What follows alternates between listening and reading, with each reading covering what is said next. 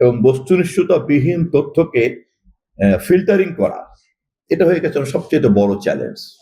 যে তারা চাপ অনুভব করেন নাই, কিন্তু তাদের জীবন মানের কি কোনো গুণগত পরিবর্তন ঘটেছে?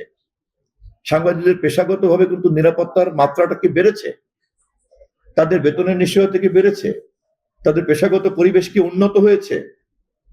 সাংবাদিকের সঙ্গে মালিকের যে সম্মানজনক সম্পর্ক থাকা দরকার, তা কি হয়েছে?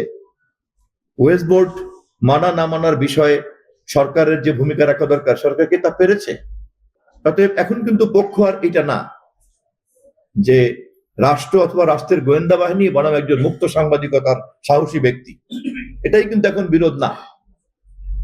এখন কিন্তু তার চেয়ে অনেক বড় বিপদ হচ্ছে একজন পেশাদার, দায়িত্বশীল, মেধাবী, যোগ্য সাংবাদিক তিনি তার এই পেশায় সম্মান এবং মর্যাদার সঙ্গে তিনি টিকে থাকতে পারবেন কি পারবেন না। অবসরকালীন সময়ে অন্য একজন অবসরপ্রাপ্ত সিনিয়র নাগরিক, যোগ্য নাগরিক যেমন অবসর জীবন যাপন করেন, তিনিও তেমন একটা অবসর জীবন যাপনের নিশ্চয়তা পাবেন কি পাবেন না।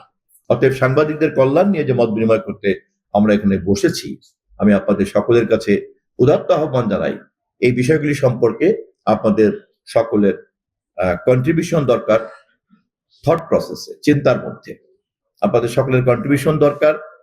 বাংলাদেশ সরকারের মন্ত্রী হিসাবে আপনাদের সঙ্গে কথাবার্তা বলতে গিয়ে আমার দায়িত্ব পালন করতে আমার মতো একজন সাধারণ মানুষ যাতে আপনাদের যোগ্যতা দ্বারা সমৃদ্ধ হতে পারি, আপনাদের পরামর্শ দিয়ে আমি যেন আমাদের পথ চলার অন্যান্য পথ নকশাগুলিকে আমি যেন ঠিকঠাক করতে পারি, আপনাদের কাছে আমি এই সহযোগিতা চাচ্ছি। ইতিমধ্যে অনেক পরামর্শ পেয়েছি, সহযোগিতা পেয়েছি, অনেকের সঙ্গে মত বিনিময় চলছে, আমরা অনেকগুলি কাজে হাত দিয়েছি। সবচেয়ে বড় চ্যালেঞ্জটা হয়ে দাঁড়িয়েছে এখন যে তথ্যের প্রবাহ এত বেশি যে এই তথ্যের প্রবাহ থেকে আপনার বস্তুনিষ্ঠ তথ্যকে আলাদা করা এবং বস্তুনিষ্ঠতাবিহীন তথ্যকে ফিল্টারিং করা, এটা হয়ে গেছে সবচেয়ে বড় চ্যালেঞ্জ।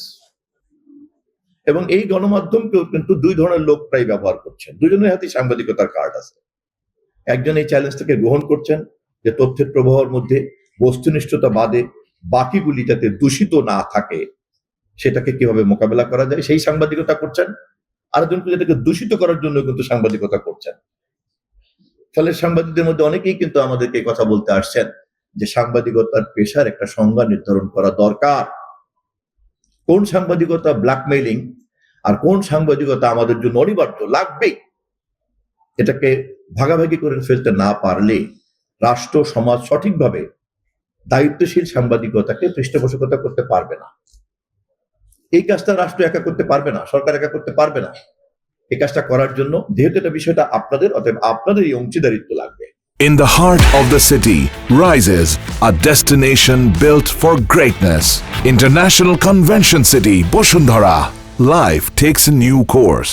আমি তথ্যমন্ত্রী হিসাবে ইতিমধ্যেই এই বিষয়ে সমস্ত স্টেক হোল্ডার্সদের সঙ্গে কথা বলছি, আলোচনা করছি, এবং আপনারা জেনে খুশি হবেন যে সকলেই সরকারকে সহযোগিতা করছেন।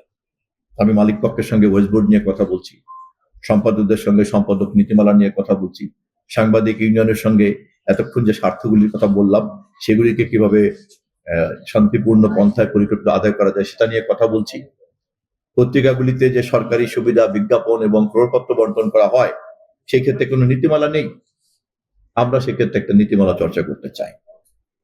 টেলিভিশন জার্নালিজমে টিআরপি, টেলিভিশন রেটিং পয়েন্ট, টিআরপির কোনো সায়েন্টিফিক মেথড নাই, মাত্র কয়েকটা সেট বক্স দিয়ে একটা ভুল মিথ্যা হিসাব চালিয়ে দেওয়া হচ্ছে। পত্রিকার ছাপার সংখ্যার ব্যাপারে একটা মিথ্যা তথ্য দেওয়া হচ্ছে এবং মন্ত্রী বাহাদুর তার ক্ষমতার বলে সেটার সঙ্গে কোনো না কোনো কারণে যুক্ত হয়ে পড়ছেন, আনুষ্ঠানিকভাবে মিথ্যা বলার দায়িত্ব নিচ্ছেন। যে পত্রিকা ছাপে 1 লাখ সেই পত্রিকাকে বলছে 10 লাখ। অথচ এইটাকে কিন্তু সত্য কথা বলেও কিন্তু যে উপকারটুকু সরকার করছে তা কিন্তু করা যায়, এটা কিন্তু মিথ্যা বলার দরকার নেই। আমরা এইভাবে বিজ্ঞাপন, তারপরে আপনার মিডিয়া লিস্টিং, তারপরে ক্রয়পত্র বন্টন, তারপরে television rating point, news paper rating point, এই জায়গাগুলিতে পলিসি মেকিং এর জায়গাতে আমরা হাত দিতে শুরু করেছি। আমি বারবারই বলছি যে এটা এমন একটা নাজুক, সংবেদনশীল অথচ এমন একটা জরুরি জায়গা যে এটাকে যদি আমরা একটা একটা কাঠামোগতভাবে দাঁড় করতে না পারি, তাহলে জাতিকে অনেক খেসারত দিতে হবে। এই কাজটার সঙ্গে আপনারা সাংবাদিকরাই মূলত জড়িত, এবং মালিক পক্ষ হয়তো জড়িত, বা অন্যান্য কিছু কর্মচারী কর্মকর্তারাও জড়িত আছেন। বাকিরা কিন্তু হচ্ছে সাধারণ মানুষ। তারা কিন্তু এই যে কাজগুলি করতে গিয়ে আমাদের সরকার, মাননীয় প্রধানমন্ত্রী বা তথ্যমন্ত্রী হিসেবে আমাকে যে ভালো মন্দের মধ্যে পড়তে হবে, এটা কিন্তু সুফলটা জাতি পাবে হলো খুব সফট প্রসেসে, ঠিক ওরকম কিন্তু দৃশ্যমান হবে না। এটা কিন্তু আপনার কি বলে, একটা বিশাল বিল্ডিং করার মতো না যে দৃশ্যমান হয়ে যাবে। একটা সাংবাদিকতা জগতে, গণমাধ্যম জগতের গুণগত এই পরিবর্তনটার সুফল কিন্তু জাতি পাবে শত শত বছর। অতএব এই সুফলটা যাতে পায়, তার জন্য এই কাঠামোটা তৈরি করতে হবে। এটা খুব দেখতে ছোট, কিন্তু এর প্রভাব অনেক দীর্ঘমেয়াদী। কিন্তু এটা করতে গিয়ে দীর্ঘদিনের অগোছালো এই গণমাধ্যমে নানান রকম চ্যালেঞ্জের মধ্যে পড়তে হবে। যদি কেউ ব্ল্যাকমেলিং এর উদ্দেশ্য নিয়ে এই জগতে পা রেখে থাকেন, তিনি নিশ্চয়ই এই নীতিগত কাঠামোটার গঠন প্রক্রিয়ার সঙ্গে একমত পোষণ করবেন না। যিনি কেবলমাত্র সরকারের কাছ থেকে বিজ্ঞাপন আদায় করার জন্য কোন না কোনটা লাইসেন্স জোগাড় করে বসে আছেন, তিনি নিশ্চয়ই এটা পছন্দ করবেন না। আবার যেই পত্রিকা প্রকৃত অর্থেই পাঠকদের কাছে জনপ্রিয়, তাকে পৃষ্ঠপোষকতা না করলে বা পাঠকদের সঙ্গে তার কাছে হাত না দিলে, তাহলে এটা তো শেষ পর্যন্ত পাঠকদের ব্যাপার হবে না। এটা তো শুধুমাত্র একজন অসৎ মালিক অথবা একজন অসৎ সাংবাদিক আর একজন অসৎ তথ্যমন্ত্রী একে অপরের পিঠ চুলকাবে। আমার পিঠটা তুমি চুলকে দাও, তোমার পিঠটা আমি চুলকে দিই। এটা তো তথ্য মন্ত্রণালয় কাজ হতে পারে না।